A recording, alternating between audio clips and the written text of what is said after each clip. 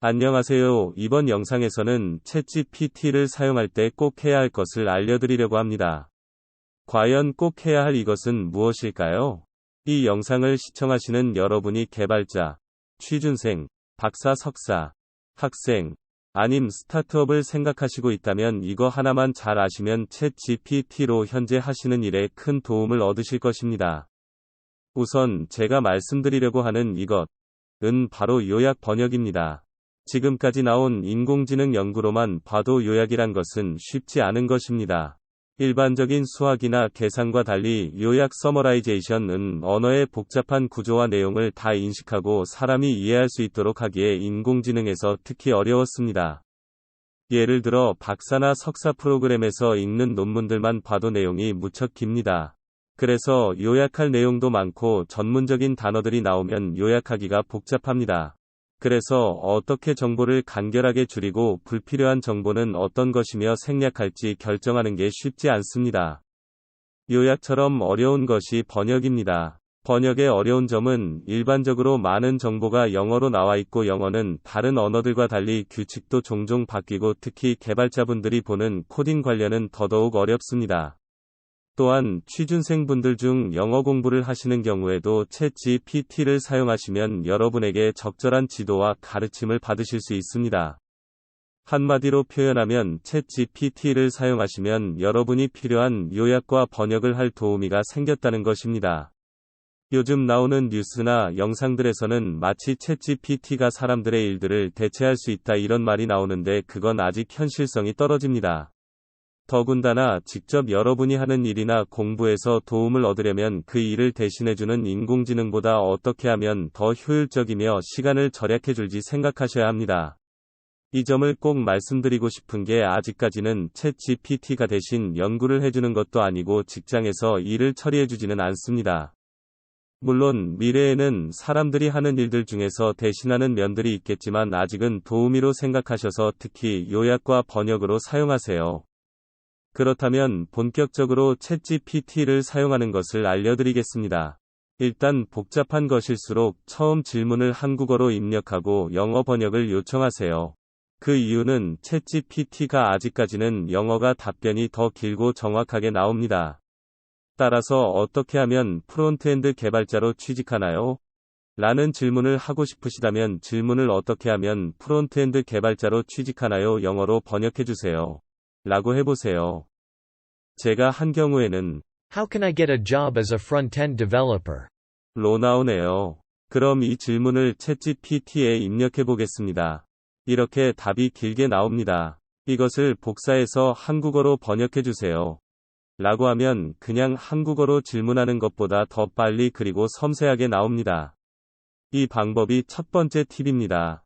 이 방법은 꼭 취직이나 개발자 관련 외인 일반 공부에도 가능합니다. 예를 들어 토익 공부 문제 설명이 궁금하시다면 질문을 영어로 입력하고 앞이나 뒤에 정답을 알려주시고 설명을 해주세요. 란 말을 더 하세요. 그러면 이렇게 문제의 설명과 답이 나옵니다. 챗GPT가 정답이 나오지 않는다면 아니라고 알려주고 다시 시도해보세요. 모든 질문들에 무조건 정답이 나오진 않으니까 이 점은 참고하세요. 그렇다면 요약의 예를 들어가 보겠습니다. 이번에는 생물학 논문 중에 암 연구에서 특히 유명한 홀마크스 오브 캔서 더 넥스트 제너레이션을 보겠습니다. 이 논문은 이렇게 오픈 액세스 논문으로 누구나 읽을 수 있습니다. 그러나 영어로 돼 있고 무려 PDF로 보면 29페이지나 되기에 읽기가 쉽지 않습니다. 우선 모든 논문에는 이미 요약이 있습니다. 그렇기에 위에 나온 것처럼 번역을 사용하면 편리하게 읽을 수 있습니다. 다만 29페이지나 되는 모든 내용이 이 문단 하나에 다 정리된 건 아니기에 여러 문단을 챗GPT에 입력하면 이렇게 논문의 요약 말고도 핵심 내용을 읽을 수 있습니다. 요약의 중요성은 단순히 논문만이 아닙니다. 유튜브에 보면 유명한 교수님들의 강의가 있습니다. 특히 MIT에서는 예전부터 강의들을 온라인으로 무료 제공했습니다. 하지만 영어로 되어 있고 내용도 길기 때문에 하나하나 핵심을 이해하긴 어렵습니다. 더군다나 읽는 영어도 아니고 들으면서 영상에 나온 교수들 말을 이해하는 것은 영어를 잘하는 미국 사람들에게도 어려운 일입니다. 최근 들어서 이미 유튜브는 이러한 강의들의 음성을 텍스트로 했습니다. 텍스트는 음성과 같은 언어로 나오기에 이제는 듣는 영어가 아닌 읽는 영어를 볼 수 있습니다. 그러나 워낙 내용이 길기에 영상을 빨리 이해하고 싶다면 내용을 복사해서 챗GPT에게 한국어로 요약해달라고 하세요. 그러면 위에 생물학 논문처럼 오디오 강의도 요약된 버전을 쉽게 얻을 수 있는 것입니다. 아마 지금까지 영상을 보시고 있는 분들은 문득 이런 생각이 들으실 것입니다. 언제 하나하나 질문을 할까? 이 자체가 시간을 소모하는 게 아닌가? 충분히 맞는 질문입니다. 사실 챗GPT에게 단 하나만 질문하라는 법은 없습니다. 또한 질문을 할 때 다 비슷한 내용들에 대해서 해야만 하는 것도 아니고요. 다만 답변이 길어지면 챗GPT가 대답을 하다가 멈추는 경우가 생깁니다. 이런 경우 다시 그 질문만 하거나 아까 나온 것처럼 한국어 질문을 영어로 번역해서 하는 것이 낫기도 합니다. 자, 요약과 번역은 스타트업에도 도움이 됩니다. 스타트업의 경우 마케팅이나 전략적으로 필요한 문구를 필요로 합니다. 예를 들어 청소기 관련 스타트업이 새롭게 나오는 신제품을 광고하고 싶다고 하겠습니다. 챗GPT에게 이 제품에 대한 설명이나 원하는 표현들을 이야기하면 이렇게 영어와 한국어로도 표현이 나옵니다. 또한 이 번역은 나온 것처럼 다른 언어들도 가능합니다. 중국어와 일본어의 예도 이렇게 보여드립니다. 특히 스타트업에서는 단순히 챗GPT를 마케팅으로만 생각하시면 안 됩니다. 예를 들어서 만약에 미래 연매출을 계산하고 싶으시다면 공유할 수 있는 선에서 데이터를 알려주고 챗GPT에게 모델링을 해달라고 하세요. 일종의 예측을 도와줄 수 있기에 단순한 계산 외에도 실질적으로 인공지능 모델링도 가능합니다. 이 모델 역시 실제로 인공지능을 전문으로 하는 데이터 분석가를 채용하는 거랑은 비교할 수 없습니다. 대신 인공지능 도우미로 생각하시다면 기존의 데이터를 사용해서 어느 정도 예측을 할 수 있기에 기업들은 데이터 공유를 조심하는 선에서 사용한다면 큰 도움을 얻을 수도 있습니다. 남은 시간에서는 요약과 번역 그리고 이런 모델링 같은 기능을 사용한다면 주의해야 할 점을 알려드리겠습니다. 아까 챗GPT가 알려준 프론트엔드 개발에 대한 답을 보면 알 수 있듯이 챗GPT의 가장 큰 단점은 답변이 일반적일 수 있다는 것입니다.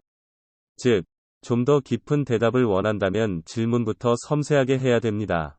안 그러면 챗GPT는 누구나도 할 수 있는 평범한 대답만 하게 됩니다. 사실 요약과 번역을 먼저 이야기해드린 이유도 바로 이 단점 때문입니다. 요약과 번역 둘 다 사용자가 세부적인 설명과 내용을 더 할수록 도움이 되기에 일반적인 질문보다는 이렇게 챗GPT에게 질문하세요. 또한 챗GPT와 비슷한 종류의 인공지능은 비교를 되게 어려워합니다. 즉, 짜장면 vs 짬뽕 같은 질문이 사람에게는 단순할 수도 있지만 인공지능에게는 무척 어려운 것입니다. 이유는 간단합니다. 인공지능에게 개발자가 짜장면과 짬뽕 중에서 뭐가 낫다 이런 거를 설명해주지 않았기에 어려운 것입니다. 하지만 질문을 국물이 있는 것이 먹고 싶은데 짜장면과 짬뽕 중 뭘 먹어야 하지? 라고 한다면 짬뽕을 추천합니다. 그러나 이미 이렇게 질문을 할 생각이었다면 사용자는 짬뽕을 생각하고 있겠죠. 다른 방법으로 표현하면 챗GPT는 포괄적이지만 일반적인 사고방식으로 대답을 하기에 비교같이 주관적인 판단이 필요한 질문에는 어렵습니다. 비교 말고도 챗GPT는 전체적인 미래 예측을 어려워합니다. 내일 서울에 눈이 올까? 이런 질문도 챗GPT에게 직접 오늘 날씨와 현재 기상청에 나온 정보를 주지 않는 한 대답하기 어려워합니다. 한편으로는 이런 단점이 챗GPT가 대답에서 어느 한쪽만 생각하지 않는다는 장점이기도 하지만 사용자라면 이런 한계를 잘 알고 최대한 원하는 대답에 가깝게 질문을 하셔야 합니다. 처음에 말씀드린 요약과 번역도 사용자마다 목표가 다르니까 어느 정도까지는 연습이 필요합니다. 개발자의 인스타그램이 공스타그램과 다른 것처럼 챗GPT를 요약과 번역으로 사용한다고 해도 직접 여러분이 쓰시는 방향은 다를 수 있습니다. 중요한 건 그 방법이 어떠하든지 도우미 역할로 시간 절약 관점에서 쓰시면 분명 지금보다 더 효율적으로 공부나 일을 하실 수 있다는 것입니다. 이 영상이 도움이 되셨다면 구독과 좋아요를 부탁드립니다. 구독과 좋아요는 영상 제작에 큰 도움이 됩니다. 감사합니다.